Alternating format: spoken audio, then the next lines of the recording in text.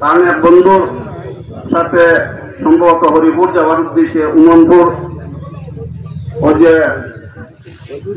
উমনপুর petrol পাম্পর ওই সাইডে গিয়া একটা টার্নিং গেছে। ও টার্নিং দেখা থেকে একটা গাড়ি আইসে জাবলং থেকে আবার সিলেট যাওয়ার পথে একটা ট্রাকর ধাক্কায় তাই তাহমিদুল সোহাগ যে আমরা সামনে আসই তাই মারাত্মক ভাবে জখম হয়েছেন। এই জখমটা বাহিরে দেখা গেছে না, ভিতরে রক্তকরণ হয়েছে, যার কারণে জমা শেষ হইলে আমরা মূল পরবর্তী যারা আইবা আমরা বেড়া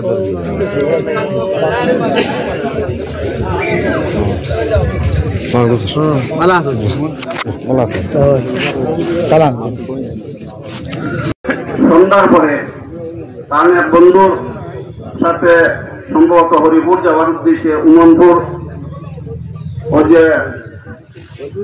উমনপুর পেট্রোল পাম্পর ওই সাইডে গিয়া একটা টার্নিং গেছে। ও টার্নিং দেখা থেকে একটা গাড়ি আইসে জাবলং থেকে আবার সিলেট যাওয়ার পথে একটা ট্রাকর ধাক্কায় তাই তাহমিদুল সোহাগ যে আমরা সামনে আসই তাই মারাত্মক ভাবে জখম হয়েছেন। এই জখমটা বাহিরে দেখা গেছে না, ভিতরে রক্তকরণ হয়েছে, যার কারণে সাথে সাথে